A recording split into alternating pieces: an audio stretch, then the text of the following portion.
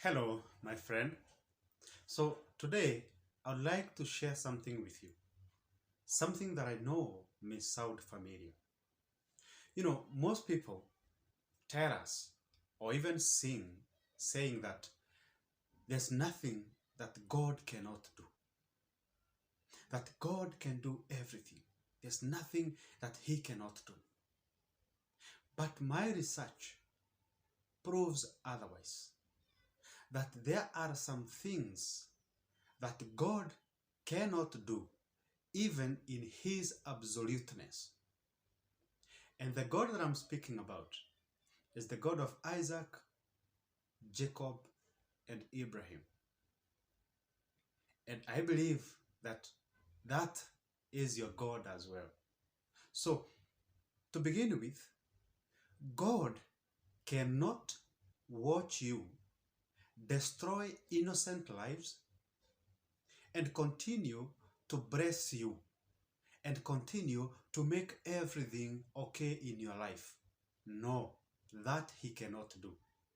He will expose you, and that's why in most cases those people who destroy other people's life, those people who destroy innocent lives, when God has cut them off, because God is going to cut them off when you are doing what He says you should not do, and especially destroying innocent lives, so God is going to cut you off. And in most cases, once those people who destroy other people's lives, once they have been cut off by God, and God has withdrawn all His help, interventions, and assistance, in most cases, they usually turn to the famous thief. We know who the famous thief is, because the Bible says that the devil comes to steal, kill, and destroy. So anybody who kills and destroys uses the power of the devil, not the power of God. So even when you find pastors like Akina Mackenzie who are killing and destroying innocent lives, they are using power which comes from Satan, which comes from devil, because God cannot give you power to destroy. He cannot give you power to destroy other people's lives. So that's something that God cannot do. God cannot let you continue to destroy other people's lives, and especially innocent lives, and keep quiet about it. He is going to find someone who is going to expose you. And in most cases, when those people are exposed, they usually turn to devil worshipping, because devil will definitely give you as much power as they want so that they can continue destroying more lives, because that is his mission. That is his goal of existence. The second thing that God cannot do is that the moment God has said that He is going to bless you, He cannot change His mind. That's something that He cannot do. So if God says that He is going to bless you, Mungu akisema atakubariki, He cannot change His mind. No matter what people say, no matter what people think, no matter whatever the circumstances. If you are obeying and adhering to His commands, kama unaishi maisha yenye Mungu anasema uishi, then He is definitely going to bless you if He has said that He is going to bless you. So that is the second thing that God cannot do. So God cannot fail to bless you, even when people curse you, even when people think that you do not deserve those blessings. That's the second thing that God cannot do. The third thing that God cannot do is that God cannot let your hard work go in vain. So there are so many people who usually work very hard. You struggle every morning. If you are struggling honestly and genuinely, unajua kuna ile kustruggle ingine yenye ni ya kuiba. But if you're doing a pure hustle with a good heart, being kind to other people and treating other people right, you have clean money. One day, no matter how long it takes, one day God will bless you and God will increase whatever that you're doing into unspeakable and unthoughtable measures. So one thing that God also cannot do is that God cannot fail to bless you, and God cannot let your hard work go in vain. All right?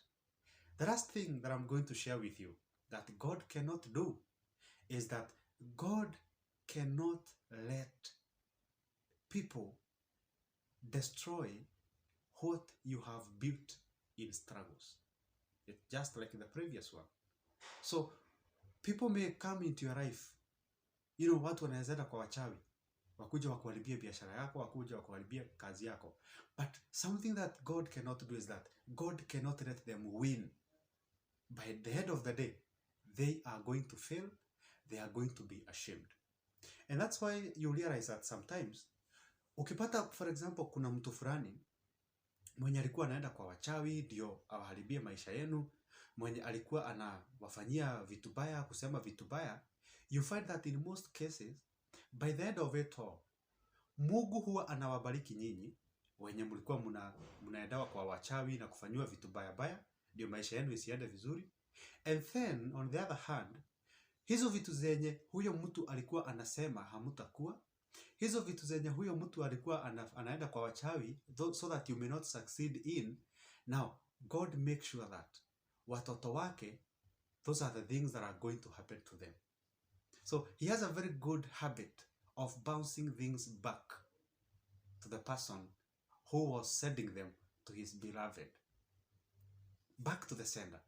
Hiyo Mungu anajua sana. So one thing that God cannot let happen is that God cannot let your enemy win. If you continue to pray, if you continue to work hard, if you continue to be good to other people, God cannot let your enemies win. He will always send whatever they have sent to you back to them, and in double measures. Because remember, the Bible says that no weapon formed against us will prosper.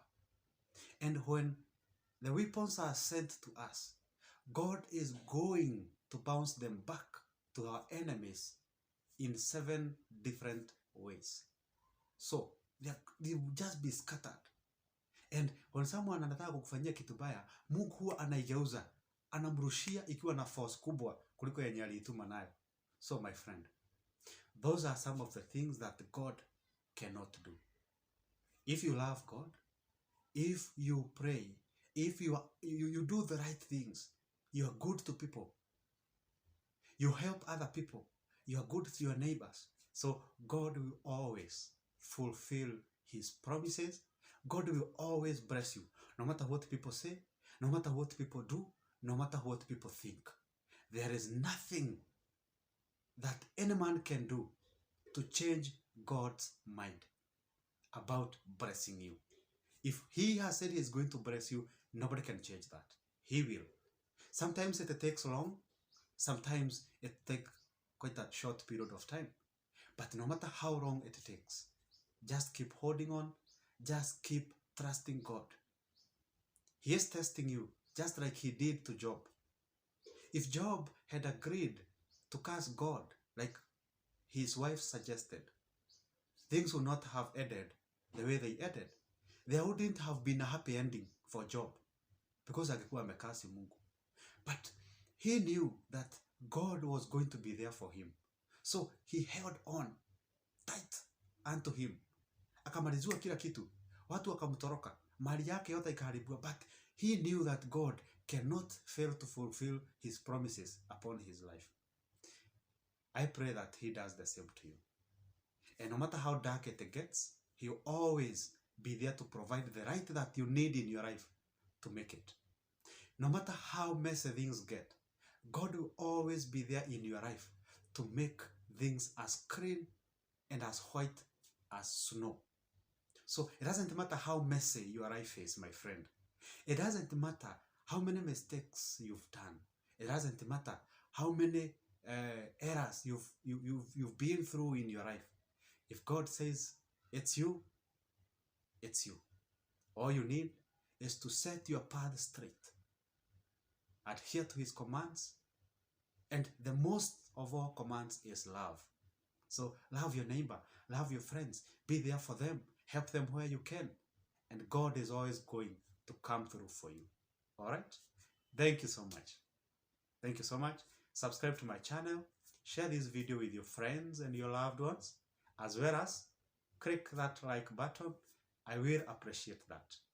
Thank you so much. Have a good day, and may God bless you.